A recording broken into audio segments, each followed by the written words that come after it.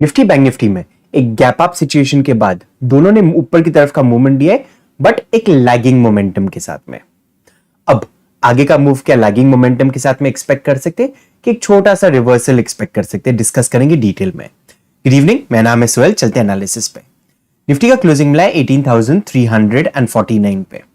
अब कुछ पॉइंट्स देखना है कि निफ्टी एक बहुत पीरियड के कंसोलिडेशन, एक थोड़ा रिट्रेसमेंट के बाद ऑल टाइम हाइज जो लास्ट अक्टूबर में लगाया हुआ था उसके नजदीक आने की कोशिश कर रहा है।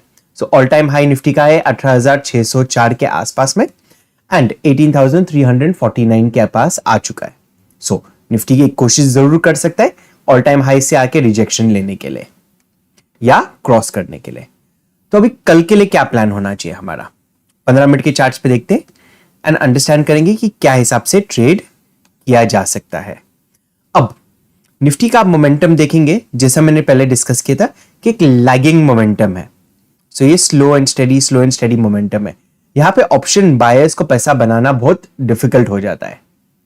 ये कंटिन्यूएशन में मूव जरूर जा सकता है, बट अब टाइम आ गया है कि थोड़ा क्वांटिटी निफ्टी में कम किया जा सकता है।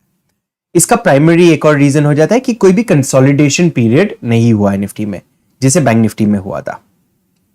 अब प्लान ऑफ एक्शन क्या है, कभी एक फ्लैटिश ओपन मिल गया 18,350 के आसपास में ही कहीं पे ओपन मिल गया एंड 18,360 370 का लेवल तोड़ जाता है तो हम बाइंग के लिए देख सकते, क्वांटिटीज कम रखना। यहां पे जो हमें टारगेट होना चाहिए हमारा 18,500 के आसपास का हमारा टारगेट होना चाहिए। अब कभी गैप अप, ये गैप डाउन सिचुएशन हुआ, ये सेल ऑफ के लिए आ गया निफ्टी, तो फिर क्या करना है। देखिए 18,250 के नीचे, 18,250 के नीचे हम सेलिंग के लिए प्लान कर सकते हैं निफ्टी में, बट अगेन क्वांटिटीज कम रखना है। यहां पे ये सेल ऑफ जो आएगा ये लैगिंग मोमेंटम के साथ में सेल ऑफ एक्सपेक्ट कर सकते हैं। 18,250 के नीचे हम प्राइस एक्शन का वेट करेंगे, तो एक लोअर लो लोअर हाई वाला स्ट्रक्चर, तो स्ट्रक्चर ऐसा कुछ होना चाहिए। नीचे आया, थोड़ा रिट्रेसमेंट दिया, ये रिट्रेसमेंट पे हम शॉर्ट करेंगे, मार्केट को डायरेक्टली शॉर्ट नहीं करेंगे। सो 18,250 के नीचे हम शॉर्टिंग का अपॉर्चुनिटी देखेंगे कम क्वांटिटीज के साथ में। आप कभी एक ऑप्शन राइटर हो तो ज्यादा अच्छा रहेगा कि ऊपर के लेवल के 18,300 18,400 ये लेवल के कॉल्स शॉर्ट करना ज्यादा बेनिफिशियल रह सकता है, कभी नीचे आना है शुरू हुआ मार्केट तो। अब कभी गैप डाउन, ये गैप अप ओपन हुआ तो देखिए गैप डाउन का मैंने हमेशा कहा कि एक अप ट्रेंड में कभी एक गैप डाउन वाला सिचुएशन हो जाता है तो मार्केट में एक फियर फैक्टर आता है। इसका एक्चुअल में जो स्ट्रक्चर देखेंगे आप, ये कभी एक पॉजिटिव कैंडल बन गया, ये पॉजिटिव कैंडल के बाद तुरंत एक नेगेटिव कैंडल बन गया या एक यहां पे नेगेटिव कैंडल बन गया, तो एक रिवर्स गैप वाला सिचुएशन हो जाता है। ये फ्लैट है, इसके ऊपर गैप अप खुल गया, अगले दिन ये लो के नीचे कभी खुल गया तो एक रिवर्स गैप वाला सिचुएशन कहलाएगा। यहां से सेल ऑफ आना बहुत आसान हो जाता है। सो ये गैप क्रिएट कर दिया, कभी 18,250 के नीचे कभी खुल गया मार्केट तो एक रिवर्स गैप वाला सिचुएशन हो सकता है एंड सेल ऑफ के लिए आ सकता है मार्केट। कभी यहां पे बीच में कहीं पे ओपन होके तो ये प्राइस एक्शन के लिए वेट करेंगे, 18,250 के नीचे कभी खुल गया तो डायरेक्ट सेलिंग के लिए आ सकता है। अब गैप अप सिचुएशन में क्या करेंगे, कभी गैप अप वाला सिचुएशन हुआ तो हम 3 मिनट ब्रेकआउट पे हम ट्रेड कर सकते हैं। सो गैप अप हो गया, एक रेंज बनाने दीजिए मार्केट को, जैसा ही वो रेंज टूट जाता है 3 मिनट के चार्ट पे वैसा हम बाइंग के लिए देखेंगे। अगेन क्वांटिटीज कम ही रखना, बैंक निफ्टी ज्यादा बेहतर रहेगा क्वांटिटीज आपको नॉर्मल ट्रेड करने के लिए, पर निफ्टी में थोड़े क्वांटिटीज कम रखना। 3 मिनट के ब्रेकआउट पे हम ट्रेड करेंगे 18,500 के टारगेट के लिए। अब डेली चार्ट पे एक चीज आपको दिखा देता हूं कि निफ्टी में आप देखेंगे कहीं पे भी कंसोलिडेशन वाला पीरियड नहीं हुआ है, कांस्टेंट एक अप ट्रेंड में ही मार्केट गया है। एक नेगेटिव डे फॉर्म हुआ था, उसके बाद तुरंत गैप हुआ है, यस अग्रीड, बट कोई कंसोलिडेशन वाला, जैसे यहां पे कंसोलिडेशन हुआ था वैसा कोई कंसोलिडेशन पीरियड यहां पे नहीं दिया है। तो यहां से आगे के मूव के लिए निफ्टी के लिए बहुत जरूरी हो जाता है कि एक थोड़ा एक हाथ हफ्ता कंसोलिडेट कर जाए, उसके बाद जो अपवर्ड मूवमेंट होगा उसके हाई चांसेस हो जाते हैं कि वो फेक मूव नहीं हो। चलिए देखते हैं बैंक निफ्टी को किस तरह से ट्रेड किया जा सकता है। बैंक निफ्टी, जैसा निफ्टी की बात कर रहे थे हम, बैंक निफ्टी में आप देखेंगे तो ये देखिए ये 1-2 हफ्ते का कंसोलिडेशन के बाद ब्रेकआउट दे दिया है ऑल टाइम हाइस के ऊपर। अब यहां पे सस्टेन करना इसको थोड़ा आसान हो जाता है। अब बैंक निफ्टी को किस हिसाब से ट्रेड किया जा सकता है? बैंक निफ्टी का क्लोजिंग मिला है 42,137 पे, कंसोलिडेशन हुआ है, एक रिजेक्शन लिया 41,830 के आसपास में, वापस से नीचे आ गया, पॉजिटिव क्लोजिंग दिया एंड गैप अप के साथ में एक doji type of candle form हुआ है।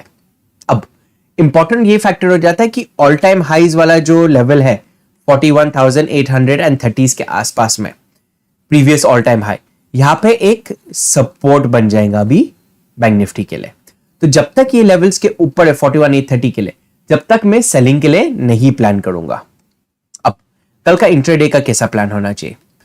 कभी एक फ्लैटिश ओपन मिल गया तो बहुत अच्छा सिचुएशन होगा हमारे लिए कि एक डायरेक्शनल वाला मूव मिल जाए।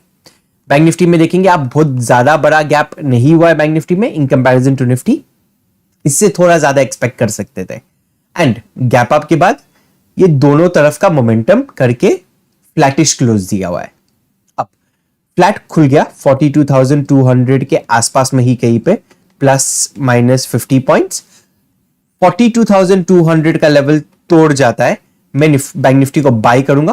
यहाँ पे क्वांटिटीज एकदम नॉर्मल रहेंगे मेरे, फुल क्वांटिटीज के साथ में 42,350 का फर्स्ट टारगेट, 42,500 का हमारा सेकेंड टारगेट। ये मोमेंटम में आ सकता है। अब कभी गैप डाउन ओपन हुआ या गैप अप वाला सिचुएशन हुआ तो फिर कैसे ट्रेड करना है? देखिए, बैंक निफ्टी को मैं सेलिंग के लिए नहीं देख रहा हूं, बाइंग के लिए जरूर देखूंगा। अब कभी गैप अप सिचुएशन हो गया 42,200 और 42,350 के बीच में, ये जोन के बीच में, तो जैसे ही 42,345 350 का लेवल तोड़ जाता है, हम बैंक निफ्टी को बाइंग के लिए देख सकते हैं। यहां पे शर्त ये हो जाती है कि बेस्ट केस सिनेरियो ये रहेगा, कभी गैप अप हुआ एंड फर्स्ट हाफ कभी कंसोलिडेट कर जाए बैंक निफ्टी एंड ब्रेकआउट दे, तो ये बेस्ट केस सिनेरियो हो जाता है कि सेकेंड हाफ में ब्रेकआउट देते एंड यहां पे एक्सपेक्ट कर सकते हैं 42,500 तक का मूव। अब कभी गैप डाउन ओपन हो गया बैंक निफ्टी में तो मैं सेलिंग के लिए प्लान नहीं करूंगा। यहां पे कभी एक रिवर्स गैप वाला सिचुएशन हुआ तो भी मैं सेलिंग के लिए नहीं देखूंगा बैंक निफ्टी में। यहां पे एक रिवर्सल वाला ट्रेड हम ढूंढने की कोशिश करेंगे। अब ये रिवर्सल वाला ट्रेड कैसा ढूंढे? कभी गैप डाउन हो गया 42,000 के आसपास में, 42,000 के आसपास में कभी गैप डाउन हो गया तो ये एक हमारा ट्रिगर पॉइंट होगा। यहां पे कोई भी हमको प्राइस एक्शन दिख जाए या एक डोजी टाइप ऑफ कैंडल दिख जाए तो एक रिवर्सल के लिए प्लान कर सकते हैं। लाइकवाइज कभी 41,830, सो 41,830, 42,000, ये लेवल्स को अपने चार्ट पे मार्क करके रख देना।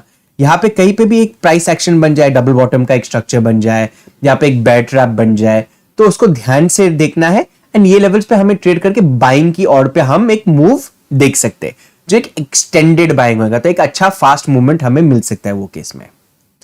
कभी आपको उस पर गाइडेंस कुछ चाहिए कि कहां पे बाइंग करे, कहां पे सेलिंग करे, तो मैं जो लाइव ट्रेड्स है, कभी मुझे एक रिवर्सल वाला ट्रेड मिल गया या मैं लाइव ट्रेड्स कभी देखना चाहते हो तो नीचे डिस्क्रिप्शन बॉक्स में लिंक दिया हुआ है टेलीग्राम ग्रुप का, जहां पे मैं हर ट्रेड शेयर करता हूं, उसे जरूर ज्वाइन कीजिए। हमारा वीडियो कभी आपको अच्छा लगा तो लाइक एंड शेयर जरूर करना। Thank you for watching the video. Have a great trading day.